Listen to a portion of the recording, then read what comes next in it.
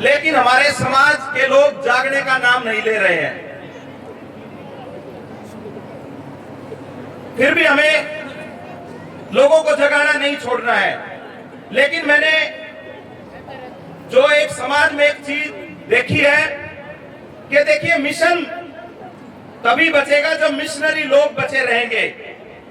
यानी जिस तरह ये प्रोग्राम हो रहा है, इस प्रोग्राम के आयोजन करता अगर रहेंगे तो लोगों का रेड़ा आता रहेगा और जाता रहेगा।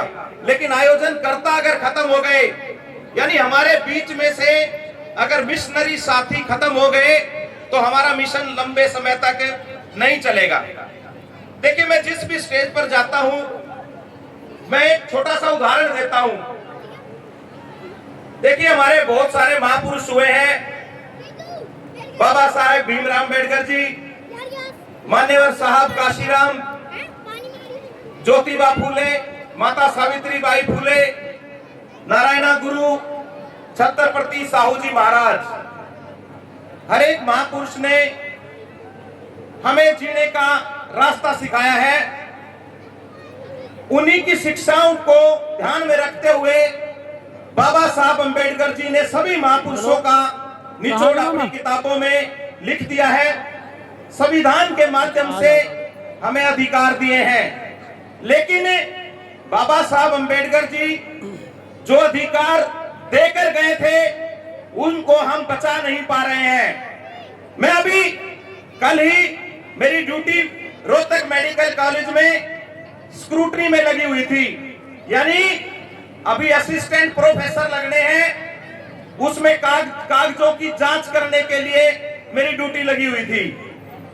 लेकिन बड़ा सोचनीय विषय है कि जिन भी जो पोस्टें खाली पड़ी थी, उन सब को कॉन्ट्रैक्ट के माध्यम से भरा जा रहा है। उसमें रिजर्वेशन तो दी जा रही है, लेकिन वो सारी की सारी पोस्टें कॉन्ट्रैक्ट पे भरी जा रही है।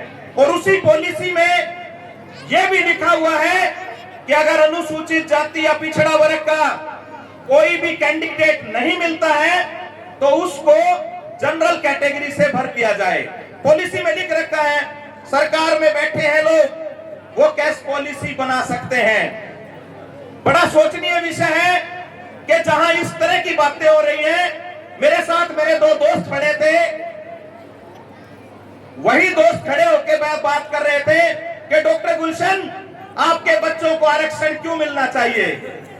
मैं भाई, तू हमारे आरक्षण की बजाय वो जो दूसरा जो साथी आरक्षण हमारे आरक्षण पे प्रश्न चिन्ह उठा रहा था, वो बैकवर्ड क्लास का था, यादव था।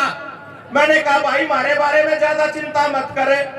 यहां हरियाणा में संविधान में 27% आरक्षण दे रखा है, लेकिन बैकवर्ड क्लास के साथियों को 10% आरक्षण मिल रहा है। हमारी तरफ ज्यादा ध्यान देने की जरूरत नहीं है। अगर तुम्हारे में दम हो तो भाई सरकार से 27% करवा लो। अभी यही मामला विधानसभा में भी गूंजा था कि 27, किसी ने क्वेश्चन पूछा था कि 27% आरक्षण को दिलवाने के लिए कोई पर्सन सरकार के समक्ष विचाराधीन है, तो सरकार ने मना कर दिया। यानी इस तरह की बातें आ रही है। मैं यार, इतने डेवलप होने के बावजूद भी अभी इस असिस्टेंट प्रोफेसर की भर्ती को देख लो। हमारे जो लोग, हमारी जो सीटें हैं, उन पर भी हमारे कैंडिडेट उपलब्ध नहीं है। बड़ा सोचनीय विषय है।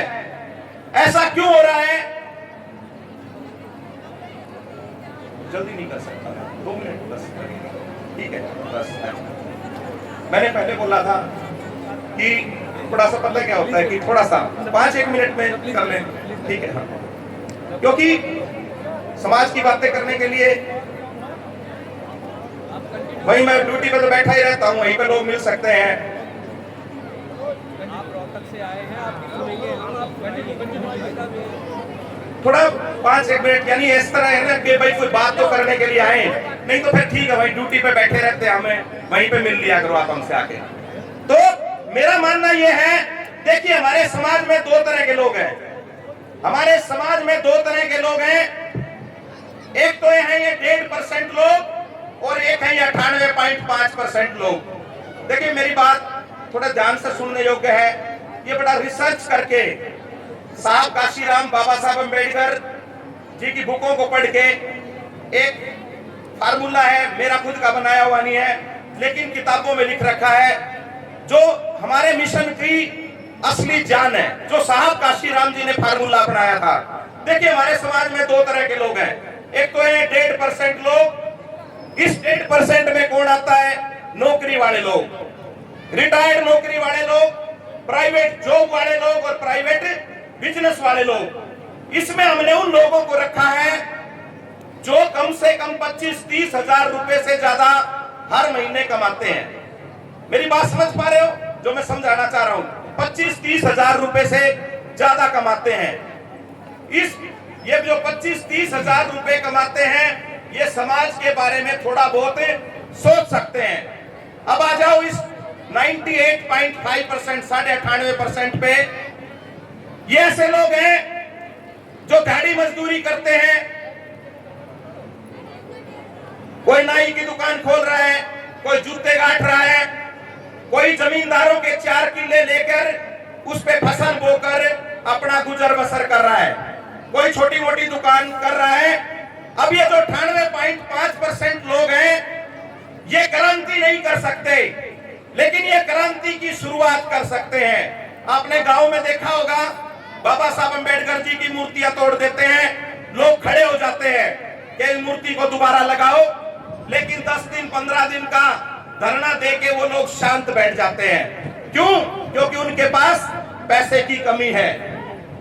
वो ज्यादा दिन तक, उनकी क्रांति उसी दिन खत्म हो जाएगी जिस दिन उनके घर में चूल्हा नहीं जलेगा, क्रांति खत्म।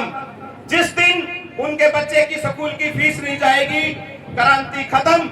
जिस दिन उनका बच्चा बीमार हो गया, 50,000 रुपए की जरूरत पड़ गई।